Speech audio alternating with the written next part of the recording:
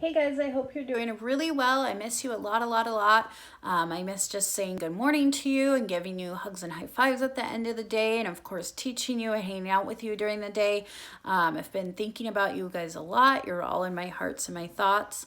I hope you're finding good, safe, fun things to do.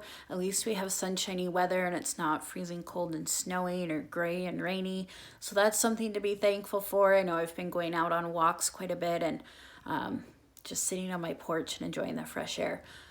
All right, today's read aloud is called Dandelion, and it was a book that my mom read to me quite a bit, as well as Corduroy, and they're both by Don Freeman, and I know you guys know Corduroy from first grade.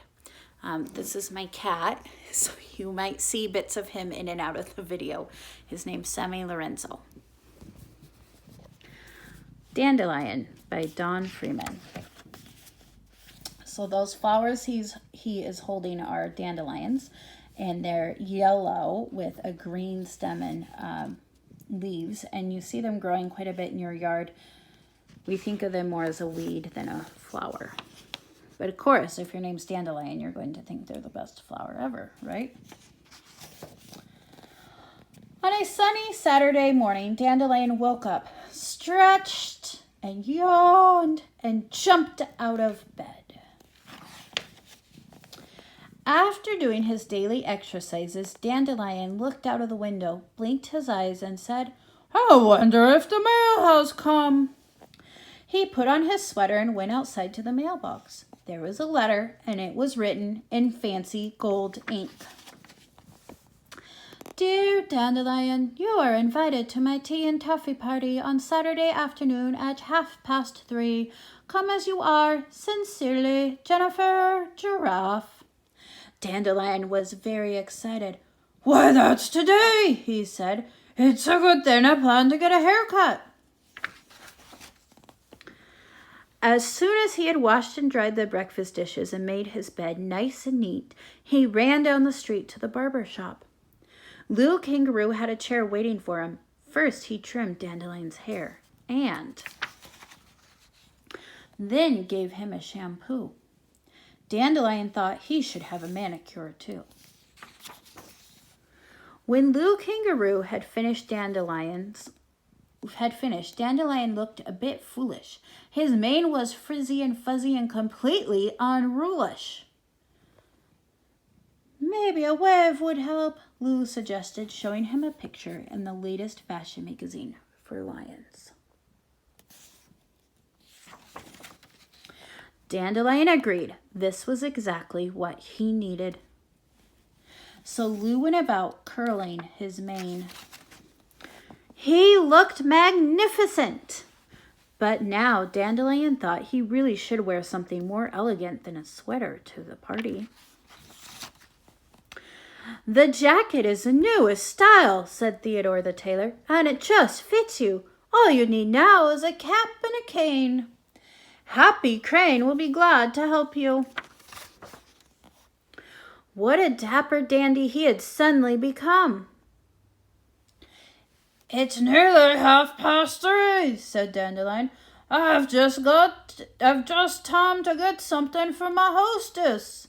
Do you know what time 3:30 is? If you said 3:30, you are correct. A bouquet of dandelions would be perfect. He knew this tall door very well, having been there many times before. He rang the bell. When Jennifer Giraffe opened the door, she looked very surprised. "Yes," she said. "What can I do for you?" "Well, I've come to the party," he answered.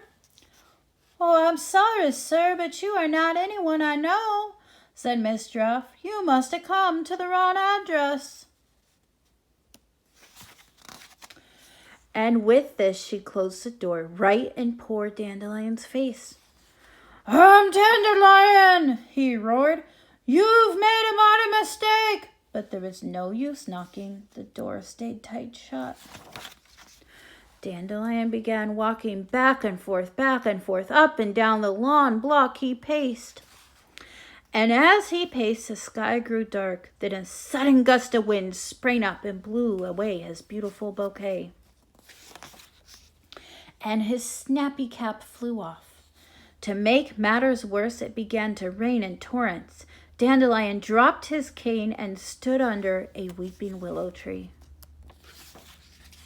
But the rain poured down through the branches. Dandelion was soon soaking wet, and his curls came unfurled.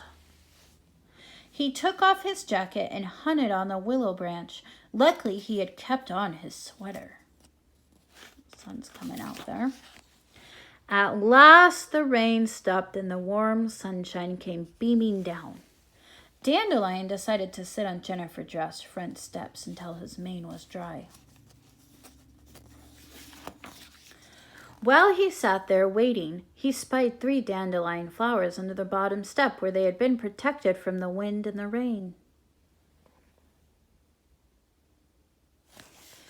He picked the dandelions and said, "I think I will try again."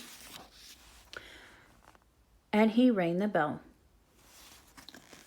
"Well, well, if it isn't our friend Dandelion at last," said Jennifer Druff. "We've been waiting for you for the past hour. I do hope you weren't caught in that awful cloudburst." Everyone at the party greeted him heartily. Later on, when all her guests were enjoying tea and taffy, Jennifer Druff told Dandelion about the silly-looking lion who had come to the door earlier.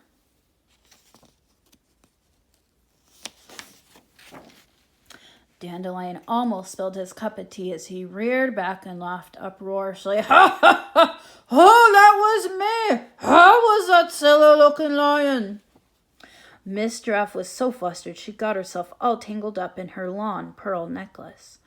"I do apologize for having closed the door on you," she said, blushing. "I promise never to do such a thing again."